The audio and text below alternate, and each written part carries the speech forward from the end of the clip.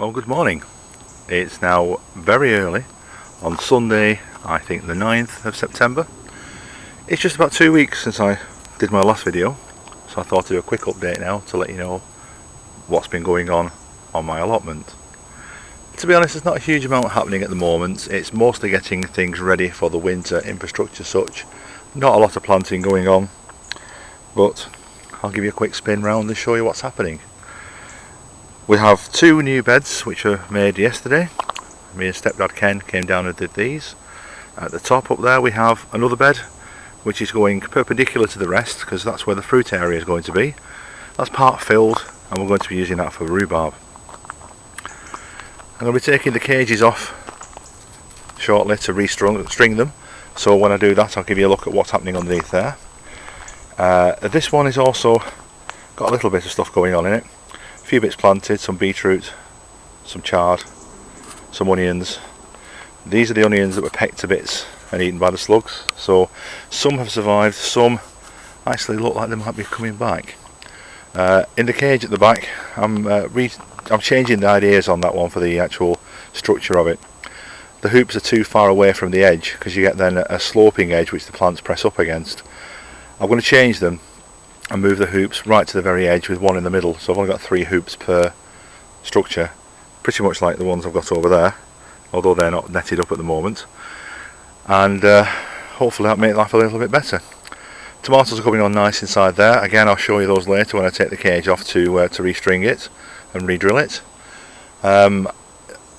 Started using some wood chip for the paths. Just started at the moment. I've got one of the bit done. We've had a load of wood chip delivered by the local council and they're basically giving it to us for free so we can take as much as we like. I intend on taking a lot. Now, moving on to the pumpkins. Don't know if you can see there, but we've got pumpkin in there. That one, at the moment I measured it this morning, is 33 centimetres around, which I'm very pleased with. And moving on to the second pumpkin plant. Oh, I've done a lot of trimming as well, as you might be able to tell. There's a lot of dead grass everywhere. Now, these are my new pumpkins. New pumpkins? Big pumpkins.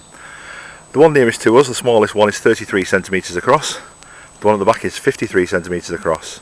I'm not hoping for huge things with these because obviously a bit late in the season and all that. But if I can get something out of them so that I can carve on for a Halloween party on the 27th of October, that's my target, but we shall see. So as you can see, the rest of the garden has been trimmed, and going to try and get some of this grass raked up, put on the compost pile. The stake that I put in the ground next to the pumpkin plants to show the length of the growth has grown about 2 foot past it on this one. On this one, probably a little bit more actually, more like 2'6". Nothing spectacular really. Now, one strange thing we found when we were digging and clearing out is where I've actually got my compost pile at the moment, the people who had this before us have put a brick edging down one side of a hole running quite a way down. Why they've done it I really don't know, because they never actually planted anything in it, so it's a bit of a mystery at the moment. We just don't know what was going on, what was in their minds. But I'm probably going to take the bricks out, let the compost rot down this year, my lovely compost pile that I've got started, let all this rot down, throw the grass and all the leaves, everything onto it this year, fill it up level with the ground, level on either side, and then when it comes time to move the compost, leave most of it behind at level, and so we'll have a lovely well rotted compost bed to plant into for next year. Not going to be able to do anything with it this year, pure and simply because I haven't got the time. Anyway, time to carry on and get on with laying some more paths. I'll come back later and show you the results of the paths and the bark chippings, which I think looks quite nice and is hopefully going to be low maintenance, and also show you what's happening underneath the cloches and the netting, which on the last video was a little bit indistinct, which I apologise for. It looked better on the viewfinder than it actually did when you put it on the computer. But as I say, I'm going to move all the netting today to restring it and rehang it, so I'm going to take the opportunity while I'm doing that just to let you see what's underneath there, and hopefully the sun will be up properly by then It's only about 8:15 this morning, and it's not quite coming up over the top of the trees behind me. But anyway, speak to you later. Now this is the pile of bark chippings the council have brought down to us. As you can see, it's already been well raided. I'm hoping that a lot of that is going to disappear to my plot today, as I'm on first this morning. I think I've got a good chance of it. But anyway, less talking, more digging. Okay, it's now 11:15, and I've spent a fair part of the last hour and a half moving chippings, stamping them down, levelling them out. I'll take you around to show you the results. I'm quite pleased with it actually. Okay. The ground underfoot is not firm as such.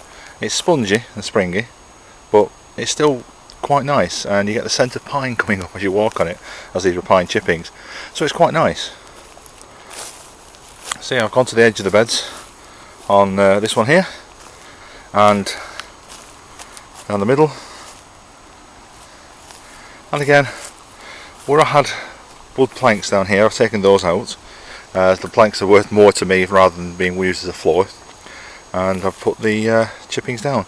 Now I've taken off the covers from this bed, as I've basically got to try and restring the netting over the top of it.